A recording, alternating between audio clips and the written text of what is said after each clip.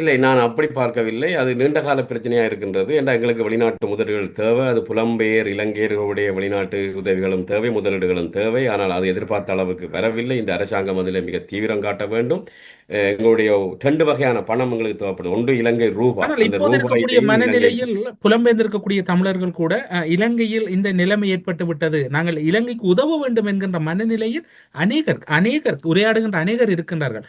ஆனால் அங்கு இருக்கக்கூடிய தொடர்பாடல் அதனை சரியான வகையிலே கையாளுகின்ற வகையில் அரசு இயந்திரம் செயற்பட தவறுகிறது. இல்ல, கட்டமைப்புகள் உருவாக்கப்பட வேண்டும். எங்களுக்கு தேவை உதவி என்பதை விட எங்களுக்கு வெளிநாட்டு முதலீடுகள் தேவை. அது வெளிநாட்டு பல்தேசிய கம்பெனிகளை கொண்டு வர வேண்டும். அதே நேரம் இலங்கையில் உள்ள புலம்பெயர்ந்த மக்களிடம் பணம் இருக்கின்றது. அவர்கள் இங்கே முதலீடு செய்ய வேண்டும்.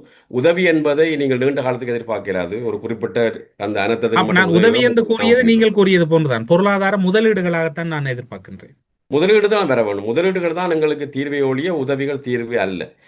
உதவிகள் பெருமளவுக்கு பிரச்சனையை தீர்க்காது. முதலீடுகள் பெருமளவுக்கு வர வேண்டும். அதில் நீங்கள் சொல்லுவது போல இலங்கையைச் சேர்ந்தவர்கள், இலங்கையை பூர்வீகமாக கொண்டவர்கள் இருக்கிறார்கள். அவரிடம் பணம் இருக்கின்றது, நுட்ப தேர்ச்சி இருக்கின்றது. அவர்களெல்லாம் வர வேண்டும்.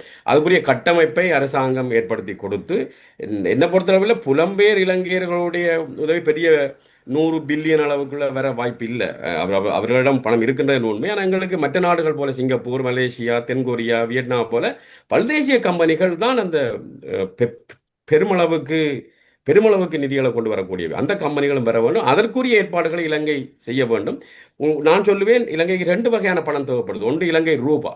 அதிலேயும் எங்களுக்கு பற்றாக்குறை இருக்கின்றது. அடுத்து எங்களுக்கு வெளிநாட்டு நாணயம் தேவைப்படுது. அதில் நீங்கள் டாலருக்கு உதாரணமாக எடுத்தால் அதுலேயும் பற்றாக்குறை இருக்கின்றது. ஆகவே இந்த 2 பிரச்சனையும் தீர்க்க வேண்டுமா இருந்தால் இலங்கையில் உள்ள அந்த கட்டமைப்பு ஒரு வெளிப்படையாக ஊழல் இல்லாத, தாமதம் இல்லாத நிலைமை உருவாகி விட்டது என்று ஏனைய நாடுகளும் ஒப்பிட்டு பார்த்தால் முதலீட்டாளர் வருவார்கள். அந்த நிலைமையை மிக வேகமாக இந்த அரசாங்கம் செய்து கொடுக்கும் பட்சத்தில் இந்த பிரச்சனை நீண்ட காலத்தில் தீர்க்கப்படும்.